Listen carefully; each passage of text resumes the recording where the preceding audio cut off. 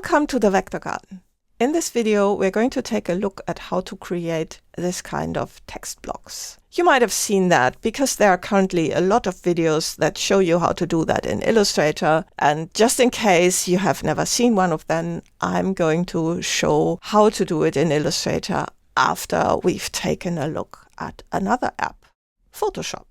The Photoshop beta currently has a function that can do this automatically, and it's just so beautiful. I want to show it to you. You can install the Photoshop beta via the Creative Cloud app in order to use that. So let's go inside and let's create a new file. And inside this file, I'm going to create a text object like this, and let's paste some text into it like this. So now you see in this taskbar that we have this button here with that little flashlight next to it. It's up here as well. And while the text is selected and the text tool as well, you can just click there and you see we've got a nice result already. It gets a nice text block. And if you just grab it and change that, then you see it reflows and always creates a nice block doing so. And it gets even better. Now you decide, well, this weight should be really catchy, so let's put it on its own line. And you can just do so by entering a return. And then, of course, a return here.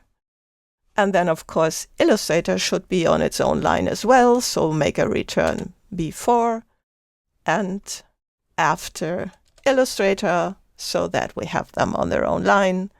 And then again here, like this. And again, I'm going to change it at the left side. When we change that, then we get a nice reflow. Now, if you want to make this word larger, then you see you can still do that as well. If you want to make this word larger, then that's not possible because this is now done automatically. It should fit the line, which it can't when it gets larger. So some things are possible, some aren't.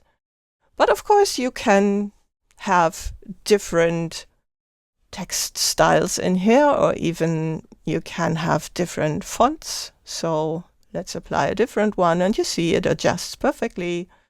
And if we change this one here, then again, it all adjusts to what you want. And of course, you can do the same with color, of course, and change that. Also, if you scroll down here in the Properties panel, then you see a section for dynamic text, and in there you can change the spacing between words with this left menu here, and with the right one you can change the line height. You can change the leading basically between those lines of text. That's awesome, right? Because it's just so flexible and stays in this text block.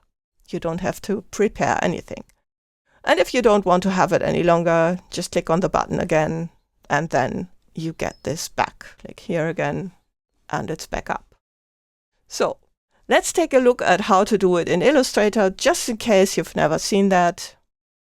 You need scripts to do that. And what it basically means in Illustrator, this text needs to split up into separate text objects for each line that you want to have, and then they need to be scaled, and that is easily done with scripts. I'm putting the links to the scripts in the description of the video so you can download them and use them. Okay, first of all, we need to insert the returns to just mark what should be in its own lines, like that. And now let's make this larger down here. And then let's enter this, and probably another one down here. So just that you see that we have those hidden characters introduced. The next thing is we now need to split that up, and that is most easily done with a script. So I'm just opening the script and I'm using scripts, other script, the shortcut for that. And here we've got it. And you can then select that you want to split it up into lines like this. And now they are all single text objects. Then you select them all and select another script, the script text block, and open that. Enter the width that this should have and what should happen to the original text objects. And I'm going to delete them like this. And then you get that. You can, of course, download those scripts, because then it's the most easiest way to do it in Illustrator. It would be nice if Illustrator could just adopt that function from Photoshop, because then it would be even simpler and nicer and more efficient.